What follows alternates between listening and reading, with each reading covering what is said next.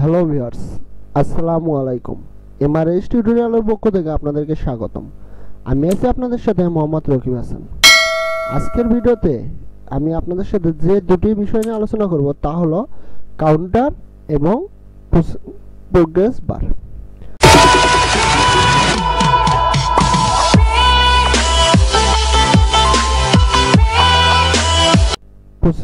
Progress বার।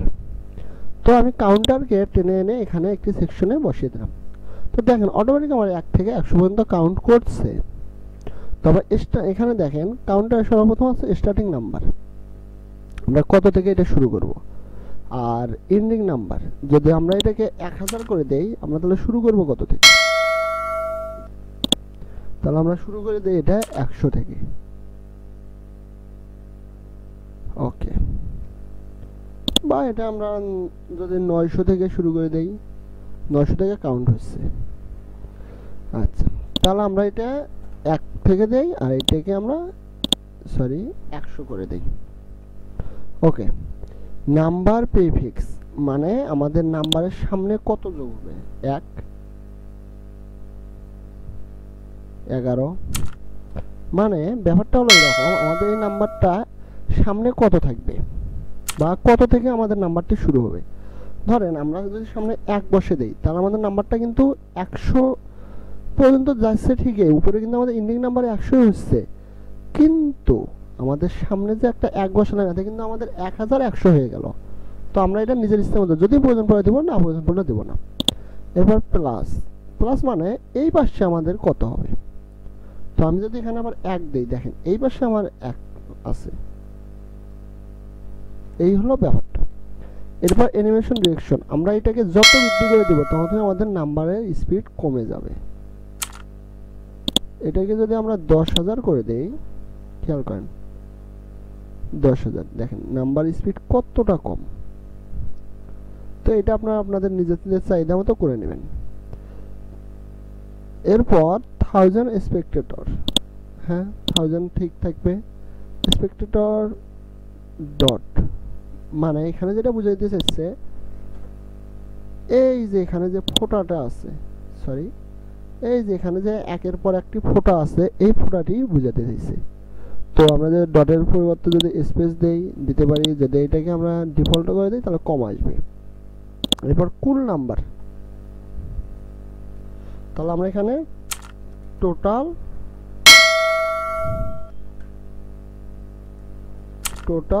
Student,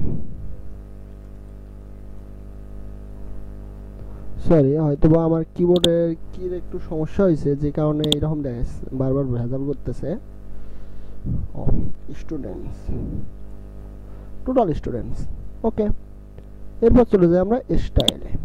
স্টাইলে যাওয়ার পর আমাদের টেক্সট কালারটাকে আমরা রেড করে দিলাম, রেড না আমরা এইটা করে দিলাম, এবং টাইপোগ্রাফিতে গিয়ে আমরা একটু সাইজটা বৃদ্ধি করে দিই। ওকে, এরপর টাইটেল কালারটি আমরা সবুজ না নীল করে দিলাম, এবং টাইপোগ্রাফিতে গিয়ে আমরা টাইটেল কালারটিও একটু বড় করে দিলাম, মানে টাইটেলটিও একটু বড় করে দিলাম। এরপর অ্যাডভান্সে আমরা কাজ করবো না, আমরা আপডেট দিলাম। আপডেট দেওয়ার পর আমরা এখন আমাদের ওয়েবসাইটটা একটু রিফ্রেশ করে দেখে আসি। ওকে, সরাসরি 1000 হচ্ছে। কেন সরাসরি 1000 হওয়ার কারণ একটাই, সেটি হলো আমরা এই যে এখানে অ্যানিমেশন ডিরেকশন কিছুই দেইনি। ওকে, আবার আমি আপডেট দিলাম, আবার এখন এখানে যাই। ওকে, দেখেন কাজ কিন্তু এবার হয়েছে। ওকে, এর পরবর্তীতে আমি যেটা দেখাচ্ছি সেটি হলো সাকসেস বা প্রোগ্রেস বার। ওকে, প্রোগ্রেস বারে গিয়ে আমার এখানে দেখাচ্ছে সর্বপ্রথম হলো মাই স্কিল। এখানে মাই স্কিল মানে আমার যোগ্যতা বা আমার দক্ষতা।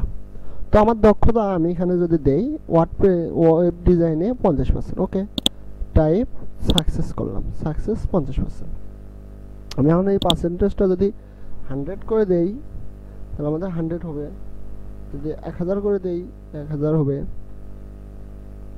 কিন্তু এখানে কিন্তু কোনো পরিবর্তন হচ্ছে না, কারণ একটাই, আমাদের তো এখানে ওইভাবে পরিবর্তনের কোনো সিস্টেম নেই।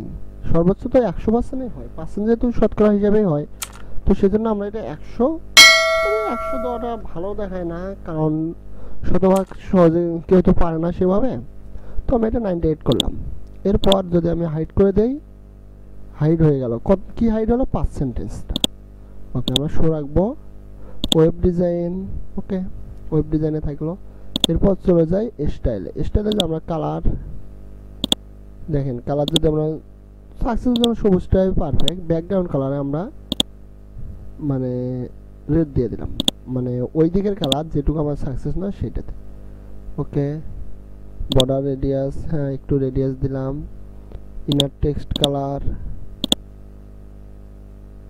না ইনার টেক্সট কালার আমার মনে হয় ব্ল্যাকটাই উত্তম। টাইপোগ্রাফিতে যে সাইজটা একটু বৃদ্ধি করে দিই। ওকে, টাইটেল স্টাইল, মানে মাই স্কিলের কালারটি কি হবে, সরি ওইটার কালার আমরা দেই হলো এই কালার। ওকে, টাইপোগ্রাফিতে গিয়ে ওইটাও একটু সাইজটা বড় করে দেই। ওকে, দেখেন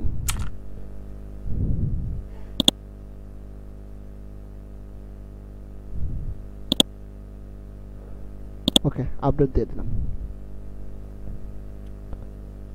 তো এখন আমি আমার ওয়েবসাইটটা একটু ভিজিট করে আসি।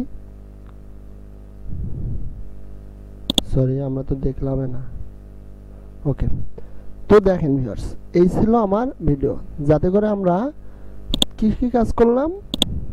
এখানে আমরা কাজ করছি কাউন্টার এবং প্রোগ্রেস বার। এরপর আমরা পরবর্তী ভিডিওতে দেখাবো টেস্টিমোনিয়াল এবং ট্যাবসের কাজ।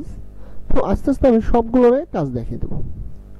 তো এই ছিল আমার আজকের ভিডিও। যদি ভিডিওটি আপনাদের ভালো লেগে থাকে অবশ্যই ভিডিওতে লাইক দিবেন।